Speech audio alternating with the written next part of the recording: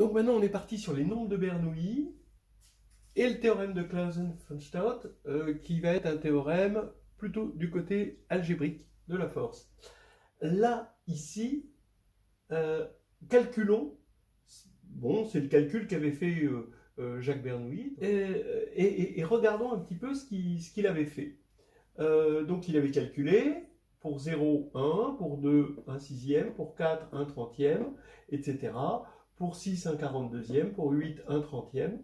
Donc c'est là qu'on voit arriver la remontada, hein, vous voyez, des nombres de Bernoulli. Parce que là, on avait l'impression, en calculant les premiers, que ça allait tendre vers 0. Je regarde juste la valeur absolue, hein, je ne regarde pas les changements de signe. Et ici, là, ça remonte. Donc on voit avec inquiétude que ça va exploser le plafond de verre avec la formule de Stirling qui nous dit que ces nombres de Bernoulli sont exponentiels, même si c'est du n à la puissance n. Donc là, c'est vers l'infini et au-delà. Alors, pour l'instant, contentons-nous de regarder les dénominateurs et de décomposer les dénominateurs en nombres premiers. La 6, c'est 2 fois 3, 30, c'est 2 fois 3 fois 5, 42, c'est 2 fois 3 fois 7, 30, bah encore 2 fois 3 fois 5, 66, c'est 2 fois 3 fois 11, et 2730, vous vérifierez que c'est 2 fois 3 fois 5 fois 7 fois 13. Qu'est-ce qu'on constate? La première chose, c'est qu'il y a toujours 2 fois 3. D'accord? 6 divise tout ça. Bon, non. Ok. Deuxième chose, les nombres premiers arrivent avec multiplicité 1. Bon, est-ce que c'est vrai tout le temps? On verra. Oui. Ensuite, troisième chose importante, si je regarde P-1, d'accord? Alors P, c'est les nombres premiers, je regarde P-1, bah ici j'ai toujours l'ensemble vide, là j'ai 1, 2, là j'ai 1, 2, 4, mais 1, 2, c'est les diviseurs de 2. 1, 2, 4, ce sont tous les diviseurs de 4.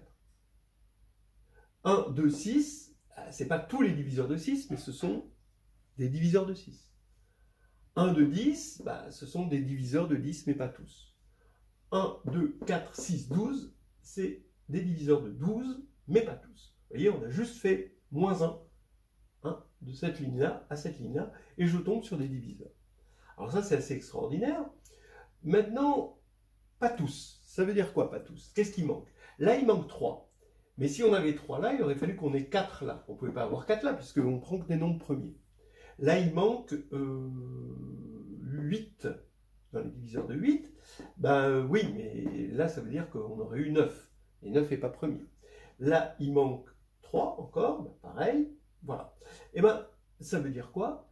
Ça veut dire que il semblerait, et ça va être confirmé, que les dénominateurs de B2Z réduits, c'est le produit des nombres premiers P, tel que P-1 divise 2N. Voilà. Là, pour l'instant, c'est ça. Alors, on va voir le théorème de Clausen-Funstaut, qui dit la chose suivante.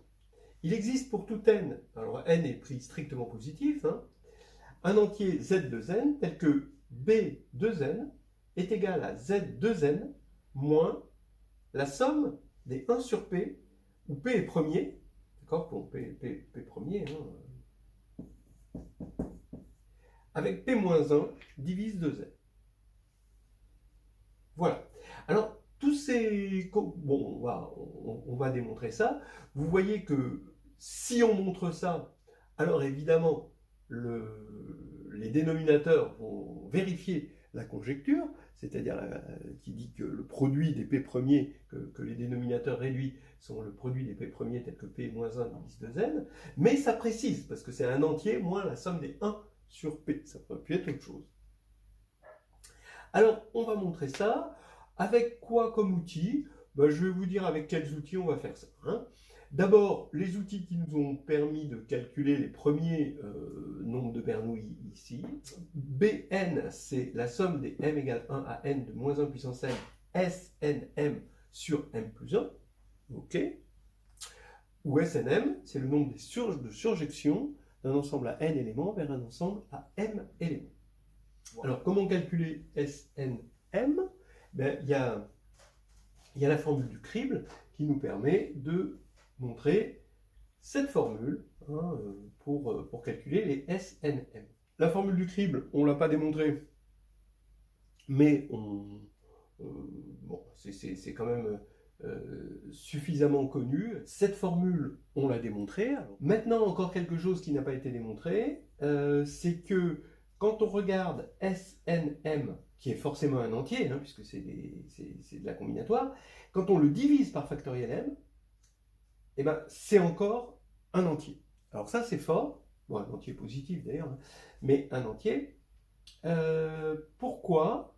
D'abord, ça s'appelle les nombres de Stirling, et ça s'écrit avec des accolades, comme ça, NM, comme les nombres binomiaux, mais avec des accolades. Pourquoi c'est encore un entier?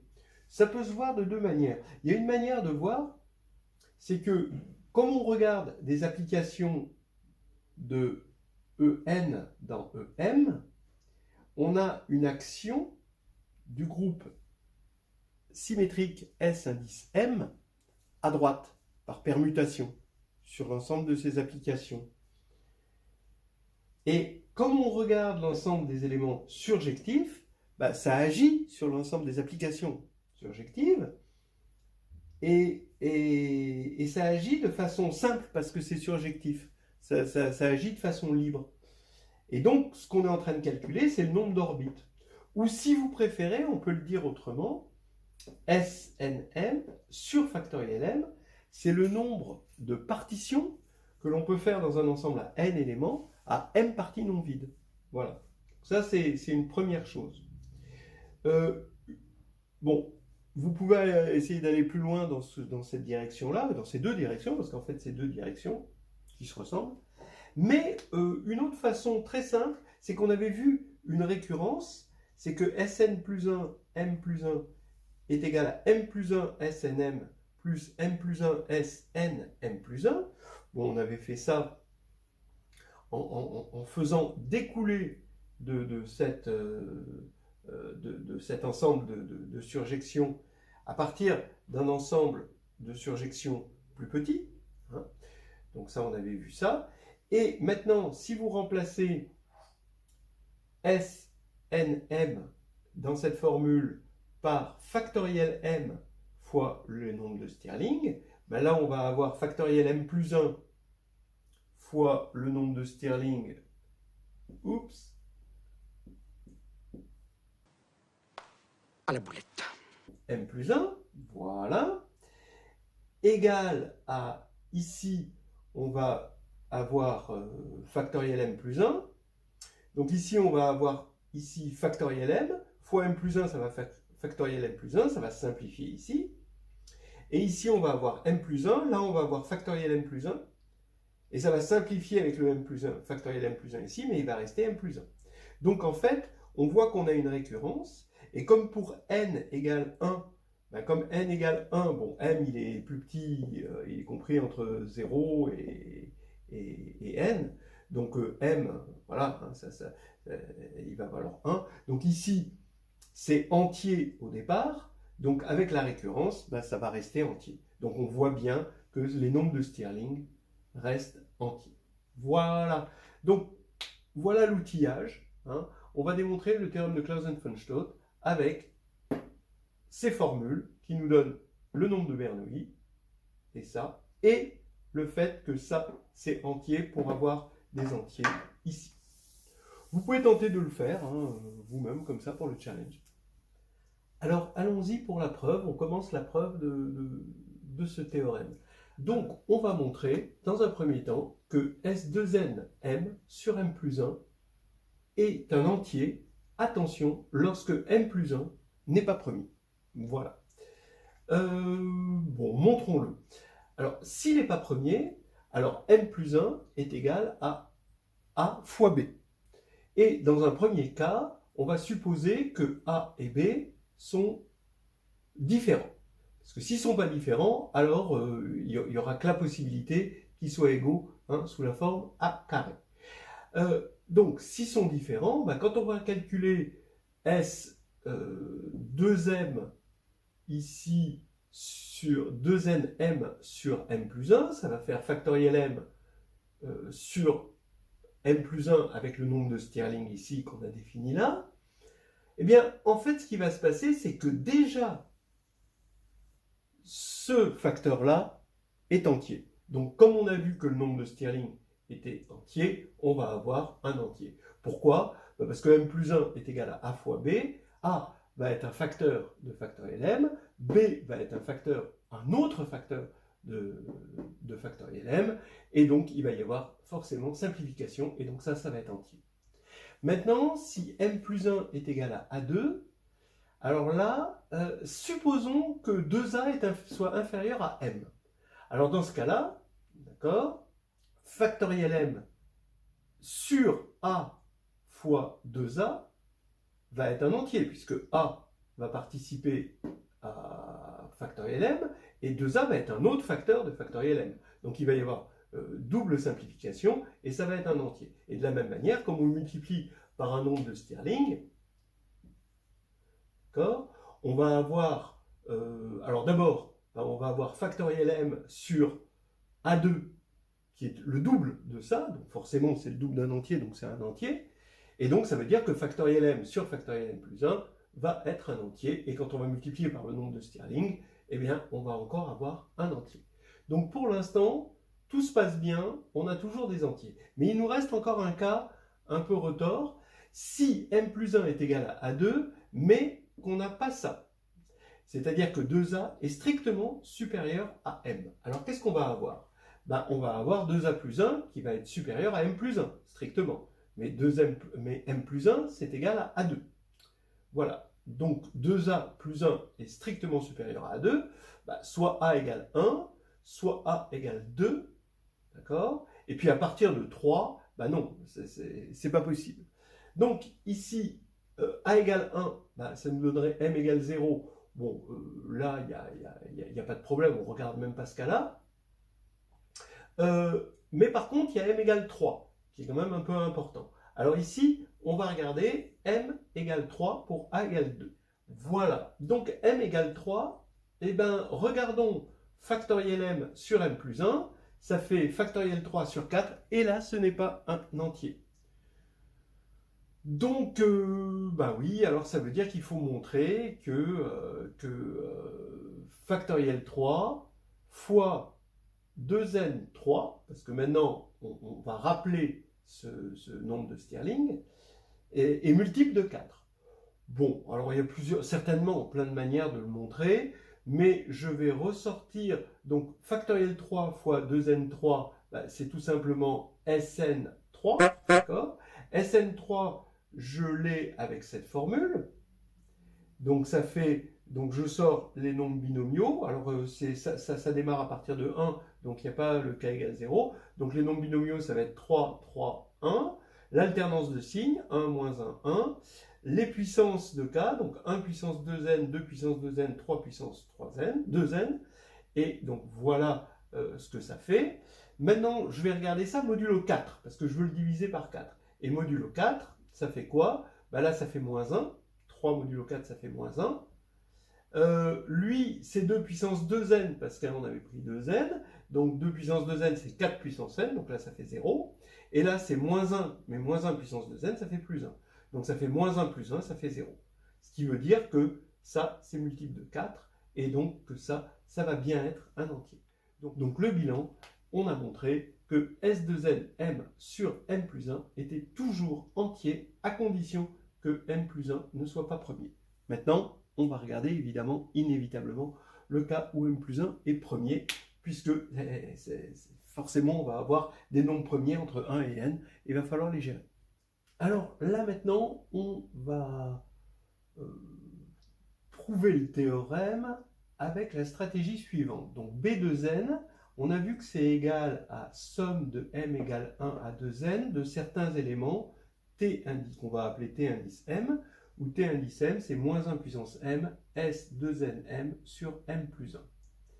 Mais si on vient de voir que si m plus 1 n'est pas premier, alors c'est un entier, hein, qu'on va appeler z' m en attendant de l'appeler mieux que ça. Maintenant, si m plus 1 est premier, maintenant on n'a encore rien fait. Donc c'est ça qu'il va falloir regarder de près. C'est là qu'on va avoir les éléments fractionnaires et donc réfractaires. On va avoir ici Tp-1, d'accord, puisque c'est Tm, avec m égale P-1, P est premier, et c'est égal à quoi? C'est égal à la somme, d'après la formule qu'on avait écrite tout à l'heure du nombre de surjections, de k égale 1 à P-1, puisque c'était de k égale 1 à m, mais maintenant m égale P-1, de moins 1 puissance, il y avait m moins k, mais là avec ce moins 1 puissance m, ça s'annule, il va rester moins k, mais c'est pareil que k. On va avoir k puissance 2n, d'accord, qui fait partie de cette formule-là, sur le m plus 1 qui est ici, qui devient p, et il reste de cette formule p-1k. Donc voilà nos éléments réfractaires, pour l'instant, à l'analyse qu'on a faite jusqu'à présent. Alors on va regarder de plus près ces récalcitrants-là. D'abord, on voit là que p Tp-1 est un entier. D'accord? Ça, c'est assez clair. Alors d'abord, on va regarder P-1K. Et P-1K, regardez, hein, P-1K, ce que je peux en dire, c'est que quand j'ajoute P-1K-1, hein, donc c'est les nombres binomiaux, modulo P, ça fait 0. Pourquoi? Parce que ça, c'est bien connu que ça fait PK, donc K parmi P, et que K parmi P, quand K est compris entre 0 et P-1, et c'est le cas, ça fait 0. D'accord? Voilà, c'est P divise K parmi P. Ça, c'est bien connu. Et étant donné que P-1, 0, ça fait 1, ça c'est bien connu aussi, P-1, 1, ça va faire moins 1. Et P-1, 2, ça va faire 1, il va y avoir l'alternance de signes. P-1K, c'est moins 1 puissance K modulo P. Si vous ne le saviez pas avant, dessinez un triangle de Pascal, regardez une ligne première, pour P premier, regardez la ligne juste avant, et tac, vous allez voir cette alternance de signes se faire. C'est encore plus beau que chercher des œufs à Pâques. Là, ici, maintenant, on va pouvoir calculer P, Tp-1. Pourquoi? Parce que P, Tp-1, ça va faire moins 1 puissance K, K puissance 2N, P-1K, mais P-1K, puisqu'on est en train de regarder maintenant modulo P, hein, maintenant on veut le regarder modulo P, ça fait moins 1 puissance K fois moins 1 puissance K, ça s'annule, et il va rester plus que K puissance 2N, puisque le P il est passé de l'autre côté. Voilà. Maintenant on a une série géométrique, rien de plus simple, et ça c'est un truc assez classique qu'on rencontre très souvent. Cette série géométrique va être égale à moins 1 ou 0, selon si P-1 divise 2N ou pas. Alors, pourquoi? Alors d'abord, si P-1 divise 2N, notre somme ici, puisque P-1 divise 2N, modulo, comme K ici est non nul, hein, on n'a que des éléments de Z sur PZ étoile. D'après Lagrange, K puissance P-1 est égal à 1, et comme P-1 divise 2N, K puissance 2N est égal à 1. Donc on a à chaque fois 1, et on a 1, P-1 fois. Donc P-1 fois 1. Et P-1 fois 1, modulo P, ça fait P-1, ça fait moins 1. Donc on a bien ce moins 1. Et si 2N n'est pas multiple de P-1, qu'est-ce qui se passe? Je vous rappelle que Z sur PZ étoile, c'est un groupe cyclique. Ici, on a oméga, un générateur, qui va être d'ordre P-1. Comme P-1 ne divise pas 2N, dans ce cas-là, ça veut dire que oméga puissance 2N n'est pas égal à 1, puisque sur son ordre, s'il était égal à 1, son ordre, c'est-à-dire P-1, diviserait 2N. Et donc on a oméga 2N différent de 1, alors que oméga 2N puissance P-1 est égal à 1, puisqu'on est dans un groupe d'ordre P-1 d'après Lagrange. Donc ici, notre P, Tp-1, c'est cette série géométrique, mais cette fois-ci j'ai réordonné les K de 1 à P-1, j'ai réordonné mon groupe en disant que ce sont des puissances de oméga, donc c'est des oméga t, donc K puissance 2n devient oméga 2nt, et là la formule de la série géométrique me dit que c'est 1 moins oméga puissance 2n, donc ça c'est la raison, puissance le nombre de termes, donc P-1, sur 1 moins oméga 2n. D'accord? Donc je suis dans un corps, j'ai le droit de diviser par un élément qui est non nul. Hein, le corps, c'est z sur pz. Et l'élément qui est non nul, c'est 1 moins oméga 2n, d'après ce qui est là. Mais maintenant, comme cet élément est égal à 1, d'après ça, ça fait 0. Voilà, donc maintenant, on va faire le bilan. Ça y est, c'est fini, hein, c'est dans les rotatives. Voilà, alors on avait dit que B2n, c'est égal à une somme de T indice M. Donc on a divisé en M plus 1 n'est pas premier. Ensuite, M plus 1 est premier, mais le premier P vérifie P-1 ne divise pas 2n. Et là, Tm devient Tp-1, évidemment. Je divise par P, je multiplie par P, donc je fais rien. Ici, je mets Tm, donc c'est T indice P-1. Mais dans cette première situation, je suppose que P-1 ne divise pas 2n. Et ensuite, je fais pareil, 1 sur P fois P.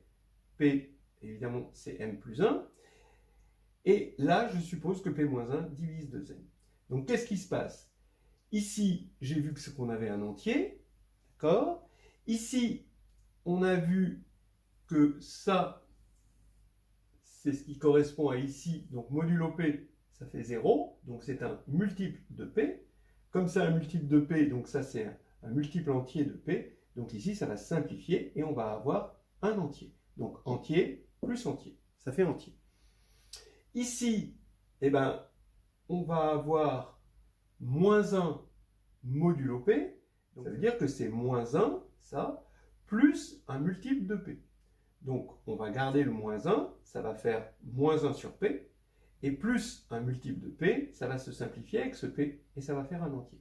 Donc, entier, entier, et moins 1 sur P plus entier. Donc, on va regrouper les trois entiers ici, et là, on va avoir tous les moins 1 sur P pour P-1 divise 2n, et on a démontré le théorème de Clausen-Funstein.